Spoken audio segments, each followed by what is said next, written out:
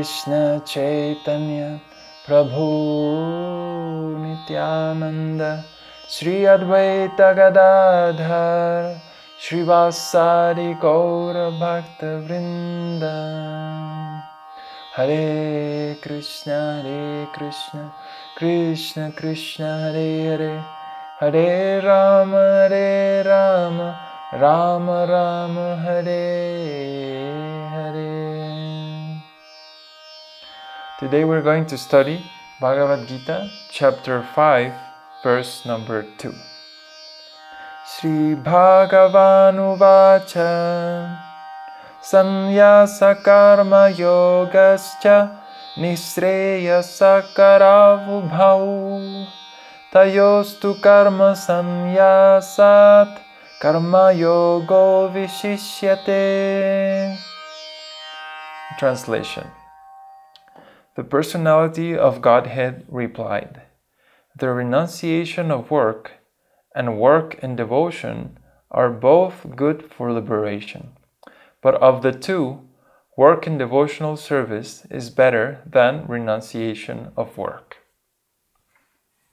So here, Krishna is talking about liberation. And so there's two general, well-known paths in this spiritual life to succeed in liberation. One is to renounce work altogether, and the other one is to renounce the fruits of work or trying to enjoy the results of work. There is a very common understanding in between the people in general that when someone wants to become a monk or priest or spiritual man, he will have to renounce family, any possessions, house, cars, and whatever, and just go to the forest or some kind of austerity that is usually quite extreme. And that is certainly an option, because if we renounce to material objects and we detach ourselves from possessions and become just a simple person living in the forest, well, that is a way to achieve liberation.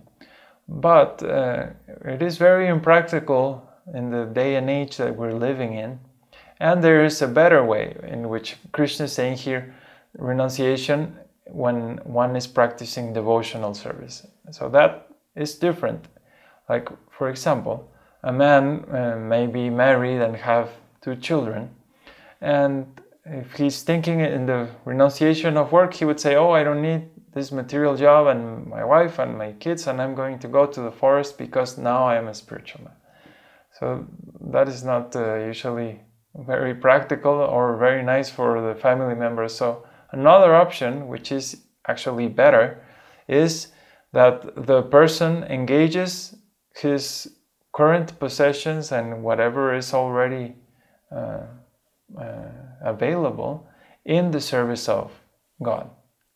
So that man, for example, in family life, instead of saying, I'm going to go to the forest, he will say, I'm going to teach my family, and I'm going to arrange so that every day we meet at a certain time and we sing beautiful songs for God, and we offer our food to God, we sing the names of God. We as a family get together and contribute to each other's spiritual lives and make progress together. Or, for example, if I have in this case I have a camera, an iPod, any kind of technology, I could use the iPod to I don't know, to play video games and just waste my time. And I could say, oh, I'm going to renounce the iPod because it's a material thing. Well, if you're using it for material activities, yes, then that kind of renunciation is good. It will liberate you. But there is an even better way, which is, oh, I have an iPod, so let me get scriptures into the iPod and give lectures with these scriptures in mind. So this is very, very different mentality. It's not that, oh, I'm going to throw away everything that I have and renounce and leave my family. No.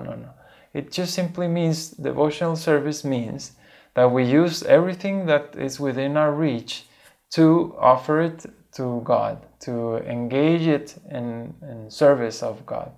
And that is the mood of devotional service. That is why it's so much better, because there are so many stories in Vedic scriptures that someone, for example, went to Vishwamitra, a very famous sage.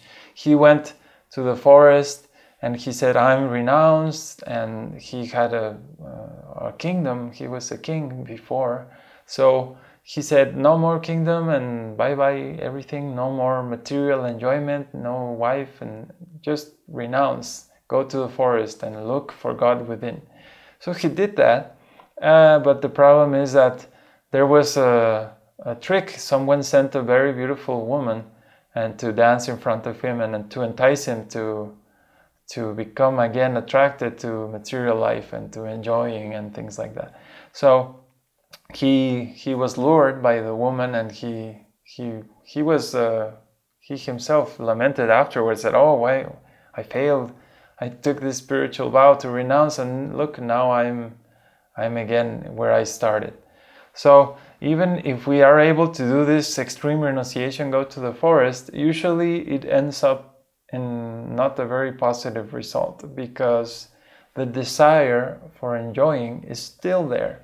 It's like telling someone who's smoking or a drunkard to stop smoking. I'll put you in a room and then you won't need to smoke again. Well, the problem is that the person still has the taste.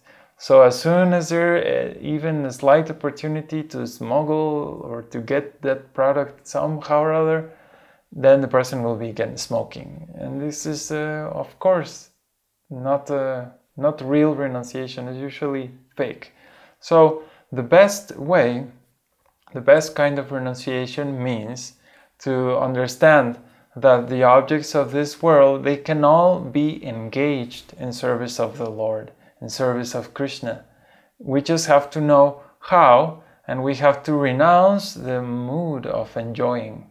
If we see for example, we like eating very nice dishes, very nice preparations, then we don't think that, oh, I'm going to prepare this because it's very good and I can enjoy. We think, I'm going to prepare this as an offering to God. And then we offer it to Krishna, and then we eat ourselves. And that becomes spiritualized, it becomes transcendental.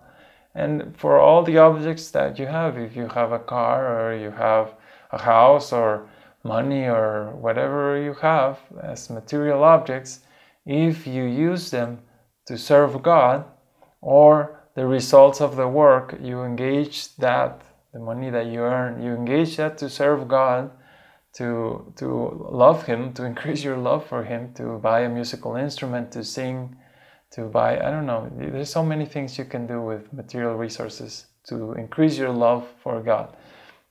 And then when you do that, that is called devotional service, bhakti. And it is far, far better than just saying, I'm going to go to the forest. It's just so much better, because the mentality, there's a change in the mood that I'm not going to enjoy my wife and my children. This is not longer an object of enjoyment, but an object of how can I call it? A relationship that will help me increase my love of God. The center has to be God.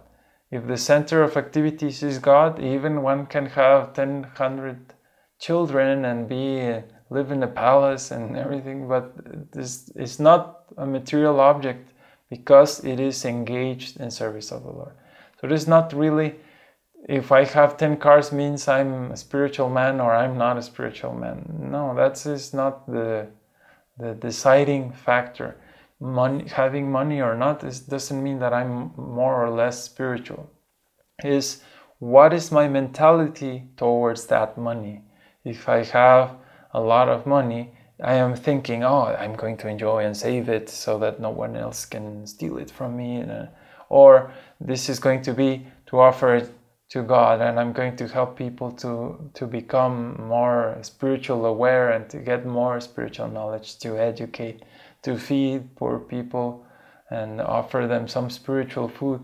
So that, again, is the mentality. When that mentality becomes spiritual, Even when one has lots of possessions, technology, whatever one has, it can be engaged. And that is the mood of actual spiritual life. And the great souls, they have this mood of whatever. It's like when a 15-year-old girl is in love, she will only be thinking of the beloved. And if she has a piece of paper, the first thing, she'll grab a pen and start writing some hearts in the notebook or something like that.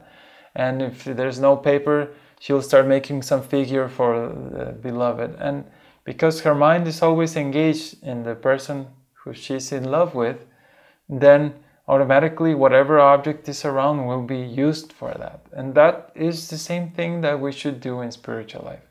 We just, whatever's around us, whatever's available, we engage that in the service of Krishna. If you have any comments or questions, please visit our website, thevedikway.org. Thank you. Hare Krishna.